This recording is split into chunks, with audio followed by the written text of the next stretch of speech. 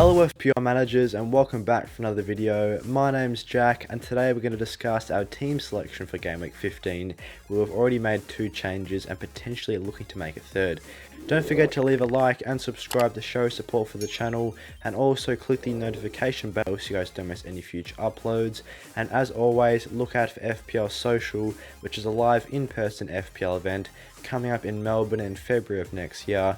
We're going to be there, so for tickets and information, check out the link in the description. And with that being said, let's jump into the video. So first of all, let's have a look at how the team got on in Game Week 14. As previously discussed in the transfer plans, it was an absolutely horrendous game week for us. We could only manage 44 points in Game Week 14, and there wasn't too many major highlights around the squad, obviously, due to the very low score. In goals, Ward produced 3 points, a decent tally since he was versus Manchester City, only conceded the 1 goal and picked up some save bonus points there as well, so a decent output from him considering the fixture. Unfortunately, Haaland was benched for Manchester City in that fixture, or wasn't in the squad, which saw Castagna, who was sitting in our first bench position originally, come on to start. He got himself just the 2 points. But then apart from that, the rest of the defence was pretty good. Anderson, Cancelo and Trippier all got clean sheets. Trippier got an assist and a couple of extra bonus points as well. So another very good performance from him.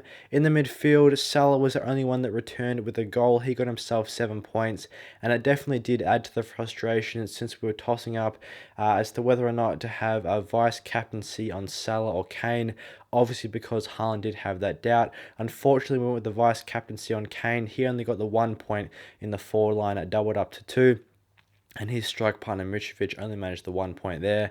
So overall, a very poor gaming from us. Quickly having a look at how the lads got on the bench.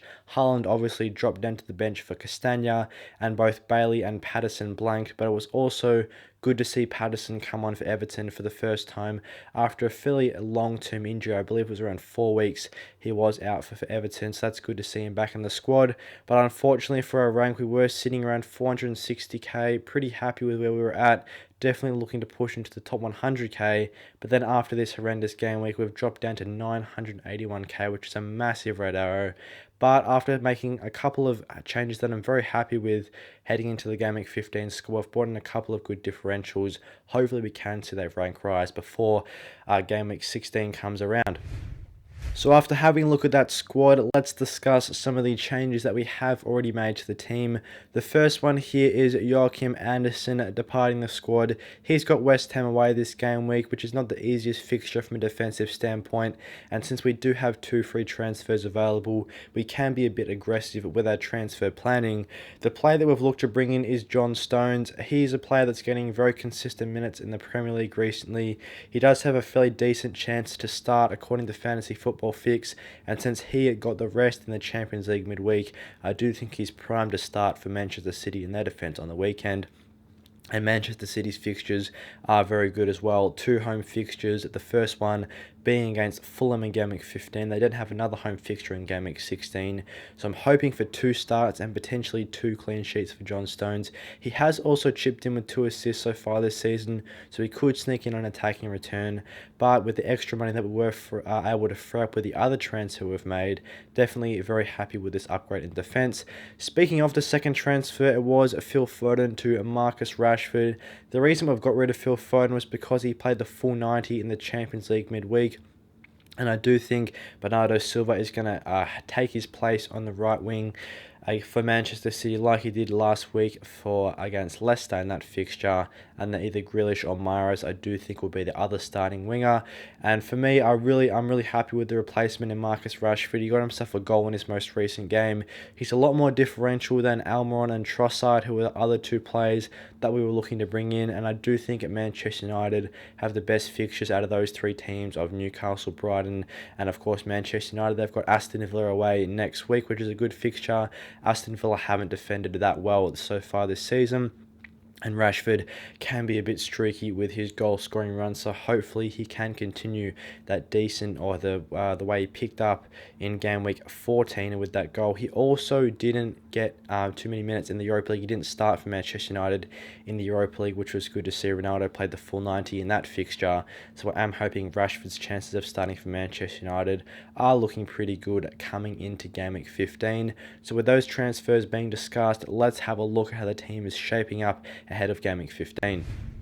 So here's how the squad looks. It's a 4-3-3 formation. In defence, the fixtures are looking very good, including the goalkeeper of Danny Ward. Here's got Everton away this week. A decent fixture from a defensive perspective. Everton haven't scored a massive amount of goals this season, but Danny Ward has impressed, getting lots of saves in his recent matches especially, so hopefully he can contribute more in that way in game week 15. The new signing, John Stones, comes in to face Fulham at home.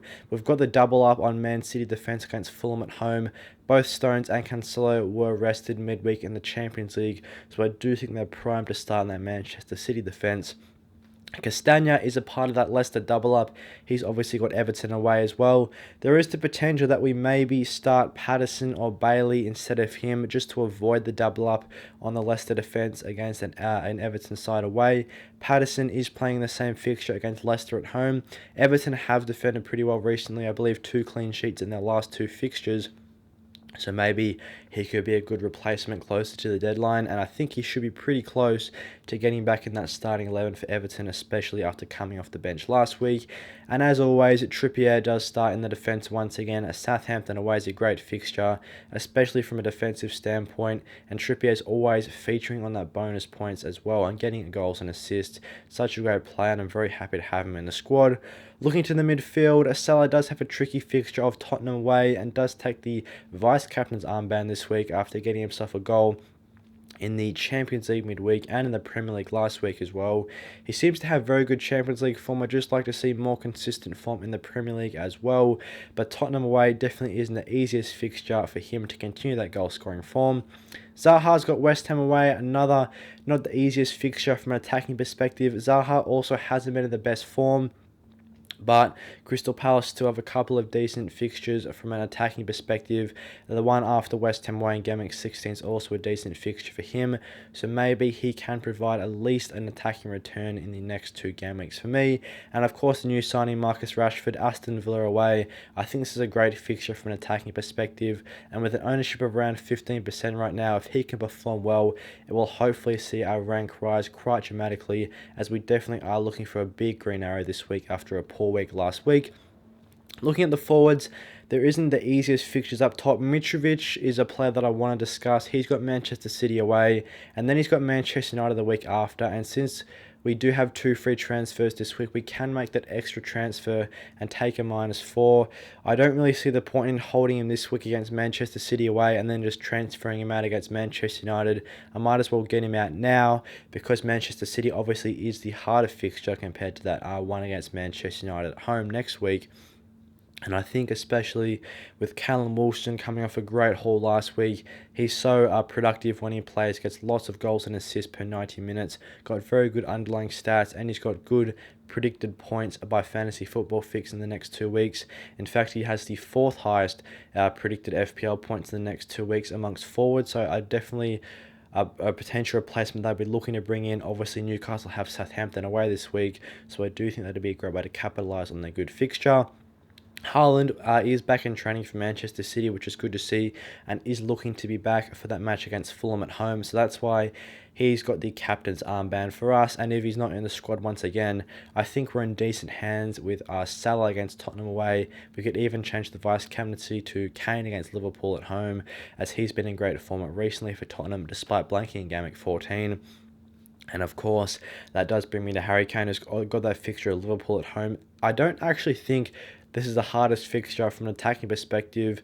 We all know Liverpool have conceded a lot of goals so far this season, and since Tottenham are playing at home with that crowd behind them, I think Harry Kane could be quite productive in this game and hopefully chip in with a goal or assist, as he has been such a consistent performer for Tottenham so far this season.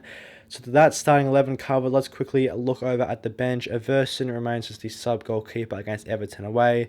As we discussed, Patterson is bench position 1 and Bailey is bench position 2 right now.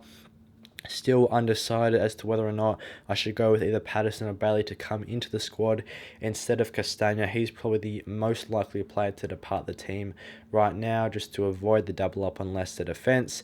And then Andreas does sit in the third bench position against Manchester City away. Obviously not the best fixture from an attacking perspective, and I wouldn't expect him to chip in with any goals or assists in that one. And real quickly, looking at the team value, it's up to 102.1 with 0.7 left in the bank. Not a massive team value, but is because we do have the triple premiums there that we got on a bit later in the season, haven't built up as much value in them. But overall, pretty happy with how the team's set up, and there is the potential to transfer out Mitrovic before the Game Week 15 deadline, because we do have the funds to be able to upgrade him to Wilson. So I'll just keep an eye out for that move. Probably looking to make it. I think it's worth the -4. Southampton away is a good fixture. Then he's got Chelsea at home the week after, which I think is slightly easier than Mitrovic's fixture of Manchester United at home. Thanks for watching today's team selection for Game Week 15. I hope you guys enjoyed the video and found it useful. If you did, don't forget to leave a like and subscribe to show support for the channel, and click the notification bell so you guys don't miss any future uploads. And as always, look out for FPL Social. Tickets and information to that are in the description down below. And with that being said, I'll see you guys in the next one.